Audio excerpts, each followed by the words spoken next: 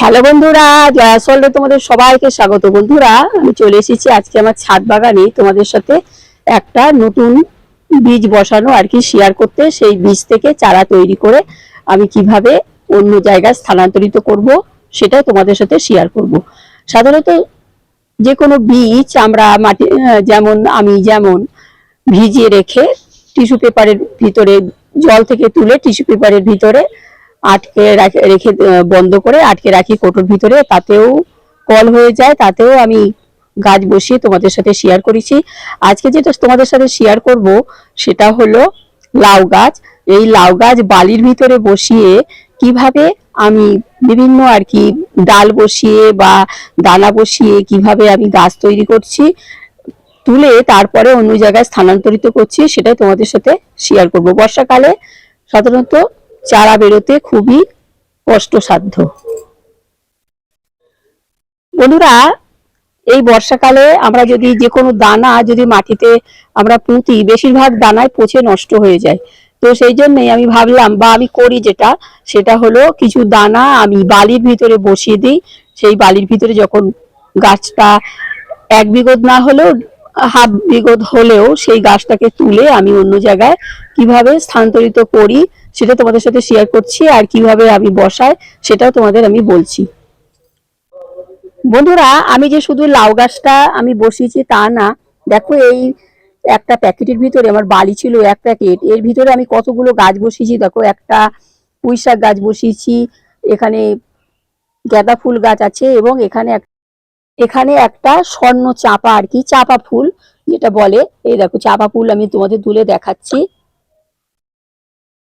দেখো কেমন শেকড় হয়ে গেছে। এটাকে আমি অন্য জায়গায় প্রতিস্থাপন করব। বালি থেকে তুলে নিলাম আজকে, এটাকে আমি টবের ভিতরে বা যে কোনো আর কি জলের ব্যারেজ যেগুলো পাওয়া যায় তার ভিতরেও যে যেখানে পারবে বসাতে পারবে। আমি এটা টবের ভিতরে স্থানান্তরিত করব বলে আমি তুলে নিলাম আজকে। এবং আমি এই লাউ গাছের সাথে সাথে দেখো গাঁদা ফুল গাছগুলো আমি বসিয়েছিলাম, এগুলো আমি তুলে নিচ্ছি, সাবধানে তুলে নিচ্ছি আস্তে আস্তে টেনে টেনে, তাহলে আমার লাউ গাছটা কিন্তু ছিঁড়ে যাবে। তারপরেই আমি লাউ গাছটা তুলবো। আর দেখো কিভাবে শেকড় হয়ে গেছে। এটাকে আমি অন্য জায়গায় স্থানান্তরিত করব। গাঁদা ফুল, এটা আমার হলুদ গাঁদা ফুল, বাসন্তী কালারের যে গাঁদা ফুলগুলো হচ্ছে, আমি সমস্ত ডাল কেটে কেটে কলম করে করে বিভিন্ন পদ্ধতিতে আমি গাছপালা বসাই। তো এটা আমি ডাল কেটে বসিয়েছিলাম, দেখো এতে কত শিকড় হয়েছে। এই গাছটাও আমি টবের ভিতরে বসিয়ে দেবো। আমি রাখছি টবের ভিতরে, পরে বসিয়ে দেব। আর এই লাউ গাছটা আমি এখন তুলে নেব। বন্ধুরা, তোমাদের দেখায়, দেখো আমার এই পুঁইশাক গাছটাও কেমন। এটা হলো আমি 6-7 দিন আর কি এই ডালটা বসিয়েছিলাম, তাতেই দেখো কতখানি শিকড় হয়ে গেছে। এটাও তোমাদের আমি একবার দেখিয়ে দিলাম। আমি এখন লাউ গাছটা তুলে অন্য জায়গায় স্থানান্তরিত করছি। দেখো আমি একটু বালি শুদ্ধই তুলে নেব, কেননা বালির ভিতরে তো ঝেড়ে ফেললে শুধু শিকড় মারা যেতে পারে লাউ গাছটা, সেই জন্য আমি একটু বালি শুদ্ধই আর কি তুলে নিচ্ছি।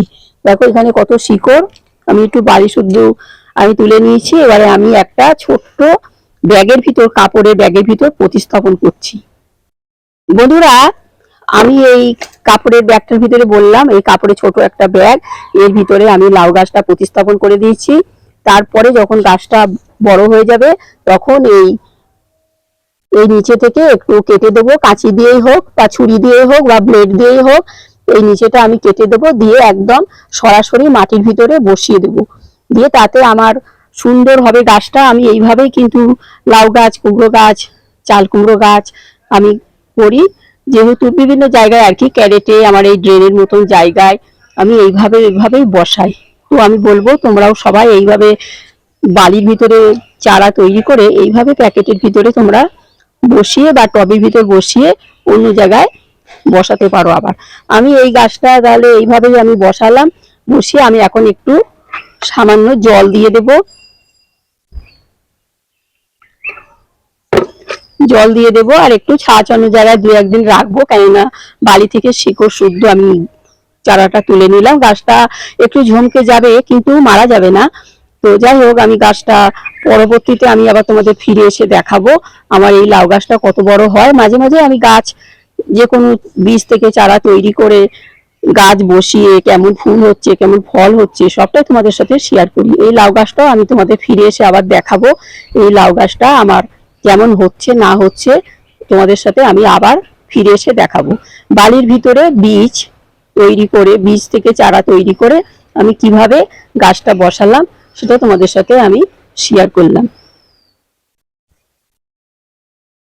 তাহলে বন্ধুরা, তোমরা আমার এই লাউ গাছের চারাটা দেখলে আমি কিভাবে লাউ গাছের চারা, লাউ গাছের বীজটা জলের ভিতর রেখে একদিন তারপরে বালির ভিতর বসিয়ে কিভাবে আমি চারা তৈরি করে আমি কাপড়ের ব্যাগে স্থানান্তরিত করলাম, সেটাই তোমাদের সাথে শেয়ার করলাম।